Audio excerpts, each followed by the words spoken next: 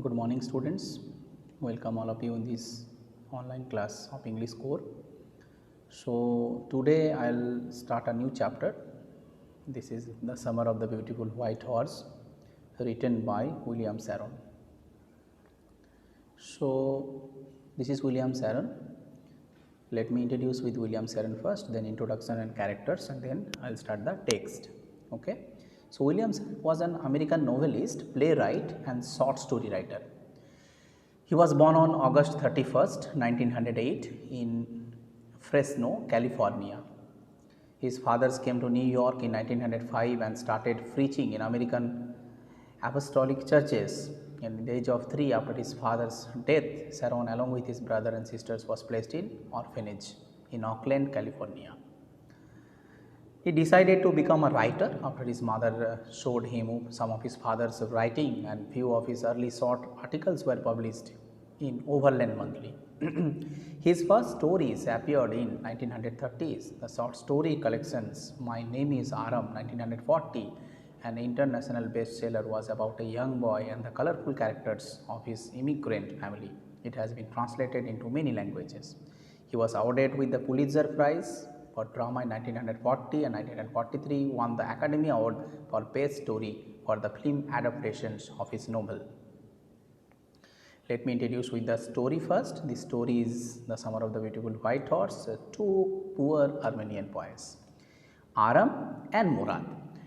They belong to a tribe known for its honesty for centuries.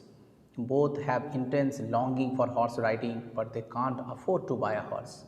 So, going against the family reputations, Murad steals a white horse of a farmer, that is John's Biro.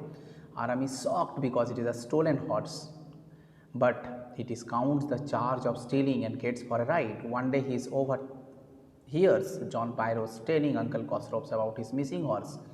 He gives the news to Murad, and the next morning the horse is returned to its real owner. If I'll talk about the characters, Aram is here, 9-year-old Armenian boy belonging to a Gargulanian tribe.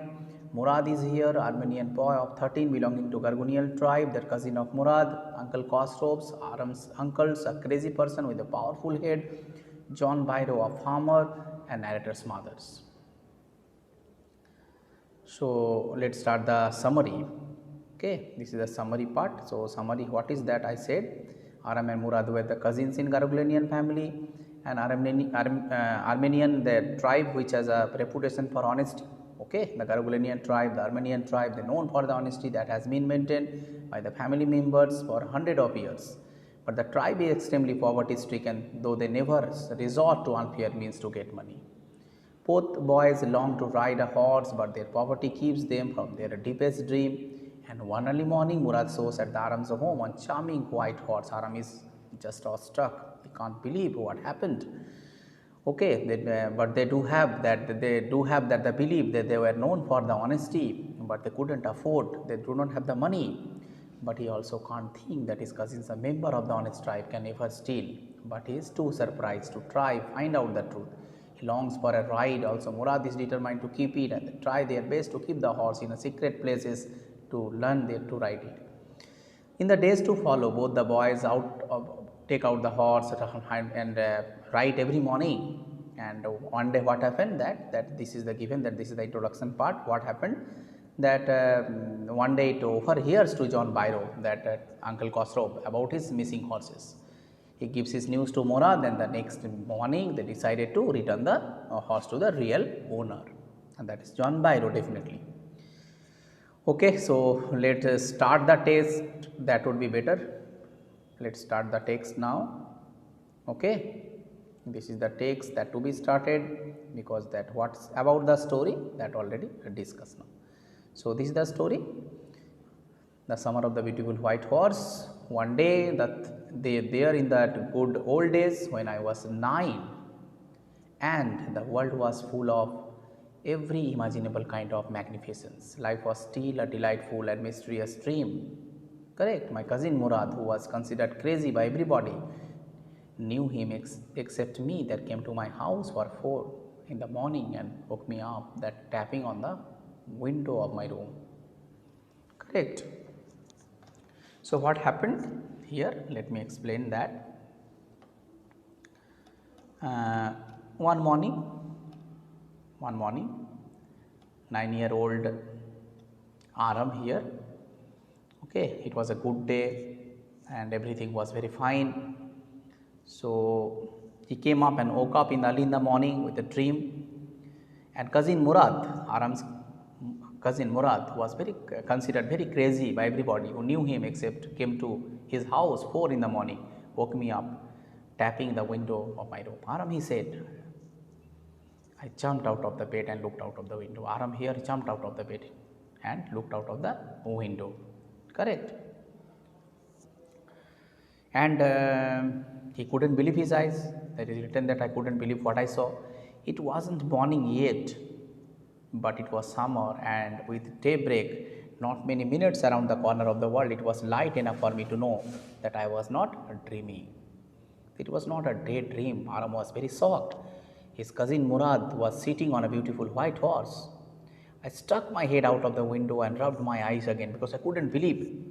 Yes, he said in Armenian that it is a horse. You are not dreaming. Make it quick if you want to ride. So the first few lines gives the descriptions about Aram, that what he had seen early in the morning was not a daydreaming. It was such a reality that Murad had brought a horse. How? That would get to later on. Armenian means what? Official language of the Armenian people, Armenia branch. Longings means that desire. Correct. That longing means desire. Magnificence means extremely beautiful. Daybreak, that is dawn. Okay. So next what were given that? I knew my cousin Murad enjoyed being alive more. Yes. Than anybody else who had ever fallen into the world by mistake. But this was more than even I could believe. Correct. In the first place, my earliest memories had been memories of horses, and my first longings had been longing to ride. This was the wonderful part. In the second place, we were poor. Correct. Armenian's family was very poor. They had no money. It's given that we had no money. Our whole tribe was poverty stricken. Every branch of the Gargulenian family was living in the most amazing and comical poverty in the world. Nobody could understand where we have get money enough to keep us with food in our bellies. Not even the old man of the family. Most important of all, that we were famous for our honesty. We had been famous for our honesty for something like 11 centuries. Even when we had been the wealthiest family, in that we like to think what was the world. We were proud first, honest next, and after that we believed in right and wrong. None of us would take advantage of anybody in the world, let alone steal. So Aram's family was poor and had no money. It was difficult for him to believe in what he saw outside the house. He belonged to the Gargulenian family that was strictly and funnily in poverty. They did not even know how they managed to get their food for themselves every day. And although his tribe was poor, they were known for their honesty for 11 centuries. They were honest, proud, and always believed in right and wrong. No one of them, their family, would ever steal that anything would take advantage of anyone in the world. Correct? So consequently, even though I could see the horse so magnificence, even though that I could smell so lovely, even though I could hear it, the breathing so exciting, I couldn't believe the horse had anything to do with my cousin Murad or with me, with any one of the members of the family asleep or awake, because I knew my cousin Murad couldn't have bought the horse, and if he couldn't have to bought, if he must have stolen it, and I refused to believe that he had stolen it. So lines are very, very important. Correct, very, very important. Consequently, even though he could see the horse, that magnificence, he couldn't believe. Though no one of the family could be a thief, and he started his cousin Boraz, and then the horse. This was a what that conditions that he couldn't believe it all, that they could what steal the horse, because they are known for honesty and integrity. No member of the Gargulenian family could be a thief, is given here. I started first my cousin and then the horse. There was a the vast stillness and humor in each of them which no other hand delighted. And on the other hand, on the one hand it is delighted and on the other hand it frightened him. Murad, I said, where did you steal the horse? Leap out of the window, he said, if you want to ride. It was true then, he had stolen the horse, there was no question about it. He had come to invite me to ride or not as I close. It was true. There was no question about it. He asked Murad if he had stolen the horse. Murad replied that if he wants to ride, he must jump out of the window. Aram was convinced that the horse was stolen by Murad. He came to visit him, to ask him to ride within him, and Aram tried to convince himself that it was not the same as stealing money, and they both were crazy about riding a horse. He is given that. What is that? It is true then, he had stolen the horse, and then after that, well, it seemed to me stealing a horse for a ride was not the same thing, stealing something else. Must underline, this is very important one. Stealing a horse for a ride was not the same thing as stealing something else, such as money. For all I knew that maybe it was not stealing at all. If you're crazy about horses, the way my cousin Murad and I were, it wasn't stealing at all. It wouldn't become stealing until we offered to sell the horse, which of course I knew we would never do. Correct? What is given here? He thought that it would be called stealing until they decide to sell, which they could never do. Aram said that he will wear some clothes and some outside, jump down the yard and room's window and set the house behind his cousin Murad. Let me put up the clothes. I said, all right, in a hurry, I leaped into my clothes. I jumped down to the yard from the window and leaped up on the horse behind my cousin Murad. That year, we lived at the edge of the town on Walnut Avenue behind the house of the country, the vineyards, the orchards, irrigation ditches, the country roads that at less than 3 minutes we were on Olive Avenue, and then the horse began to trot. The air was new and lovely to breathe in. The feel of the horse running was over wonderful. My cousin Murad, who was considered one of the craziest members of our family, began to sing. I mean that he began to roar. Correct. Orchard is a piece of land of the plantation of fruits. Irrigation ditches, that is that man-made channel used to deliver water at homes. Trot means proceed with something. Streak means race. Correct. Understanding? So, they had the orchards to irrigation ditches and country roads, and 3 minutes they were in the Olive Avenue. The horse began to trot. Here was new, lovely. The feel of the horse was running beautiful.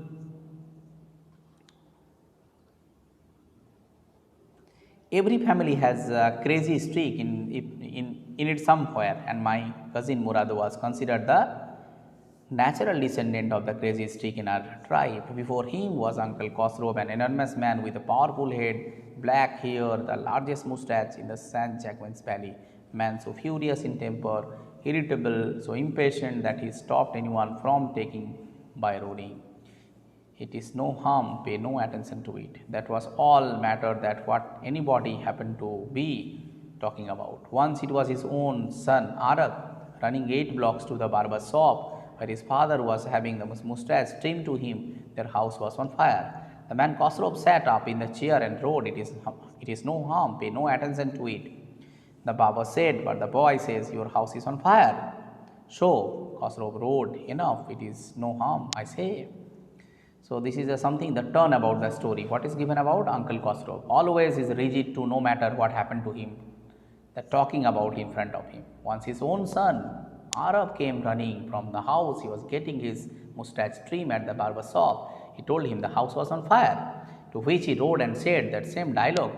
And barber was amused and tried to talk to him about his, but very, very usual. Khosrow rode again and did not pay attention to it. Murad was considered to be a natural descendant of his man, but he was not his son. Correct. It is given here that my cousin Murad was considered the natural descendant of the man, although Murad's father Zorab, who was practical and nothing else. That's how it is in our tribe. A man could be a father of his son's flesh, but did not mean that he was also the father of his spirit. This is a very important one. This line, the distribution of the various kinds of the spirit of a tribe had been from the beginning. This is capricious and vagrant. Correct? This is the tribe family. What is the capricious means? Capricious, inconsistent, change of mode, correct? And vagrant, a person without a settled home or work. A person without a settled home or work.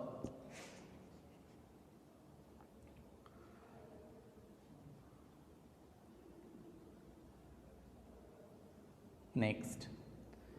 We rode and my cousin Murad sang for all. Everybody knew that we were still in our old country, where at least according to some of the neighbors we belonged. We let the horse run as long as I felt like running, and at last my cousin Murad said, "Get down, I want to ride alone." "Will you let me ride alone?" I asked. "This is up to the horse," my cousin said. "Get down, the horse will let me ride," I said. "We shall see," he said. "Don't forget that I have a way with the horse." "Well," I said, "and the way you have with the horse that I have also for the sake of your safety," that he said. "Let us hope so. Get down."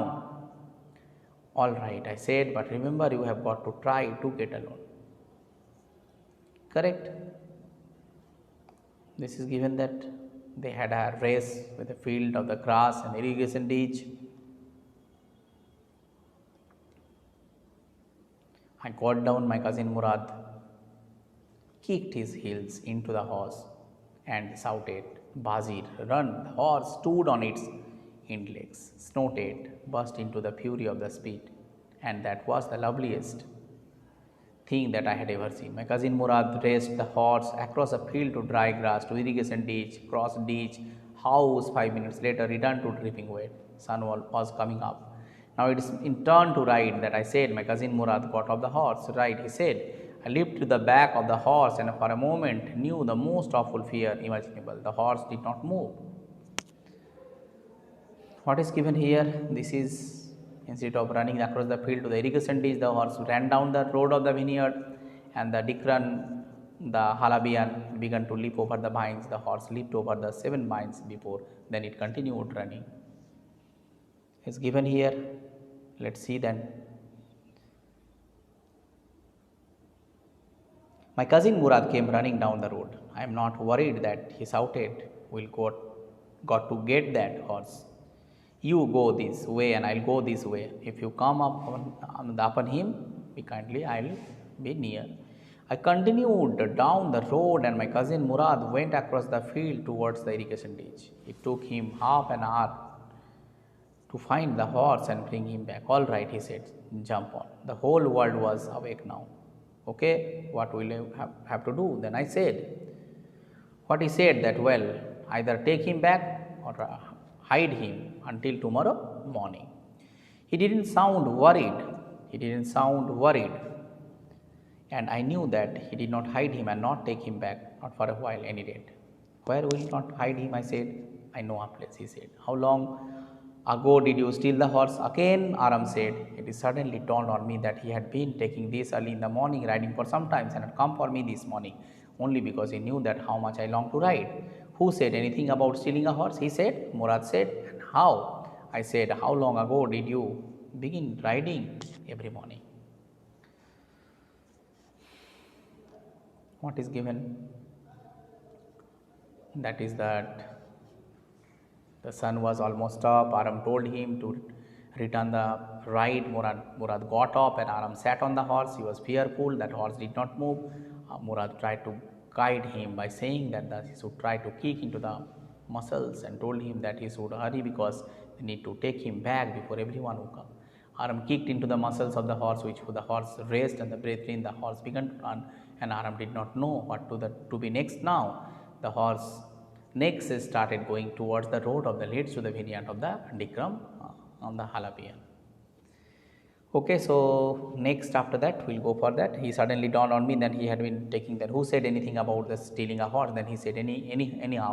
I said, "How long ago did you begin riding every morning?" "Not until this morning," he said.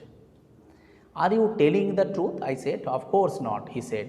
"But if you were found out, that's what you say. I do not want both of us to be liars." All of you knew is that we started riding this morning. All right, I said. He walked the horse very quietly to the burn of the deserted vineyard, which at one time had been the pride of a farmer named the Fat Sabine. There were some of the oats and the dry alfalfa in the barn. We began walking home. It wasn't easy for them, he said, to get the horse to behave as nicely at first. It wanted to run wild, as I have told you. I have a way with the horse. Must underline this one. I have a way with the horse. I can get it to want to do anything I want it to do. Horses understand me. How do you help? I said. I have an understanding with the horses also, he said. Yes, but what sort of the understanding? I said. A simple and an honest one said. Well, I said, I wish that I knew how to reach an understanding like that with a horse. You are still small boy, he said. When you get to be 13, you will get how to do it. I went home and ate a hearty breakfast. So these are the conversations between the Aram and Murad about returning of the horses. How could he do? Then that these lines, I have an understanding with the horse. Murad said, I have an understanding with the horse, understanding with the people. Then they had a good time. They passed. They were very happy. They had a riding every day. That afternoon, my uncle Khosrow came into our house for coffee and the cigarettes. He sat in the parlor, sipping, smoking, remembering the old country. That another visitor arrived. Farmer named John Byro, must underline, the Assyrian who, out of the loneliness, had learned to speak Armenian. My mother brought the lonely visitor coffee and the tobacco. Then he rolled a cigarette and sipped and smoked, and then at last, the sighing sadly that he said, my white horse which was stolen last month is still gone. I can't understand it. So that was a time that the discovery scene would come, that John Byro had come and then asking that his horse was not getting, that's gone. Uncle Khosrow became very irritated and shouted, it's no harm, what is the loss of a horse? The same character Uncle Khosrow is like that. Haven't we all lost the homeland? What is the crying over a horse? That may be all right for you, a city dweller too, say that John Byro said. But what about the surrey? What good is a surrey without a horse? Pay no attention to it, my uncle Khosrow wrote. I walked 10 miles to get there, John Byro said. You have legs, my uncle Khosrow shouted. So these are the also important lines. So John Byro had come asking for the horse. Here is the descriptions, the capricious, a very, very, very different character we have noticed already about whom? About Uncle Khosrow. Correct. Next, after that, my Uncle Khosrow become irritated and shouted, it is no harm, what is the loss of a horse? It's done already. Okay. So Uncle wrote that I walked 10 miles, get there. John Byro said, do you have legs? And my Uncle Khosrow shouted, my left leg now pains me, the farmer said. Pay no attention to it, Uncle Khosrow again wrote. The horse cost me $60, the farmer said. I spit on the money, my Uncle Khosrow said. He got up and stacked out of the horse, slamming the screen door. My mother explained, he has a gentle heart, she said. It is simply that he is homesick and such a large man. The farmer went away and ran over to my cousin's Murad's house. He was sitting under a peach tree, trying to repair the hard wing of a young robin, that is bird, you know, robin bird, which couldn't fly, and he was talking to the bird. What is it said? The farmer John Byro. I said, he visited to our house, then he wants his horse. You have had it month, then I want you to promise not to take it back until I learn to ride. It will take a year to learn a ride, my cousin Murad said. So here here the Aram informed that John Byro had come in their house, so it is better to return the horse. Then he said that it will take a much time. Then Murad said it will take a year at least to learn the horse for you. What he wrote, are you inviting a member of the Gargulanian family to steal? The horse must go back to the true owner. When? I said.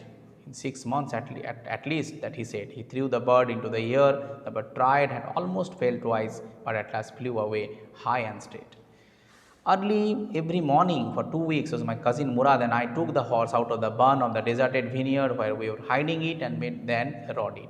Every morning this was the duty. It was my turn to ride alone. Leaped over the grape, the vines, the small trees, threw me and run away. Nevertheless, I hoped in time to learn to ride the way in my horse, cousin Murad rode. One morning on the way that Fatjabin's deserted vineyard, we ran into the farmer John Byro, was on his own way to town. Let me to do the talking to my cousin Murad, and I have a way with my farmers also. Underline, way with the horse, way with the farmers. Good morning, John Byro, my cousin Murad said to the farmer. The farmer studied the horse eagerly. Good morning, son of my friends, he said, what is the name of your horse? My heart, my cousin Murad said in Armenian. Lovely name, John Byro said, for a lovely horse. I could swear it is the horse that was stolen from me many weeks ago. May I look into the horse? Mouth of the horse? Of course, Murad said. The farmer looked into the mouth of the horse. Tooth for tooth, he said, I would swear it's my horse. If I did not know your parents, the fame of your family for honesty is well known to him, known to me.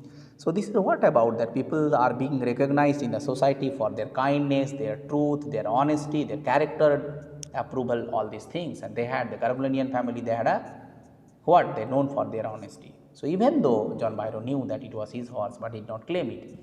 This is called your what? Your passport, your certificate that you are known for that one. Good day, John Byro, my cousin Murad said. Only here that the horse is the for here you must understand. Suspicious man would believe his eyes instead of his heart. This is an important line. Good day, John Byro, my cousin Murad said. Early the following morning, we took the horse to John Byro's vineyard and took up in the and put in the barn. The dogs followed us around without making it sound. Dogs, I whispered to cousin Murad. I thought they would bark now. They would at somebody else. Definitely, he said. I have a way with the dogs also. My cousin Murad put his arms around the horse, pressed his nose into the horse's nose, and then patted it. And then we went away. The horse was returned. That afternoon, John Byro came to our house in a surrey and showed my mother the horse that had been stolen and returned. I do not know what I do think, he said. The horse is stronger than ever, better tempered also. Thank God, my uncle Khosrow, who was in the parlor, became irritated and shouted, quiet, man, quiet. Your horse has been returned.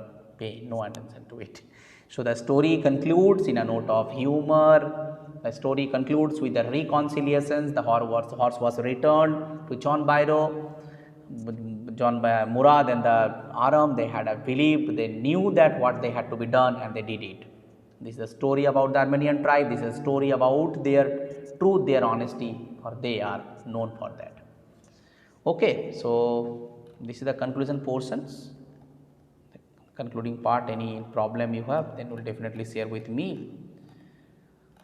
Okay, parlor means you definitely know this word, sitting space in the house. Correct. That is alfalfa is what that? That is a flowering plant. Alfalfa, that is a flowering plant. Okay.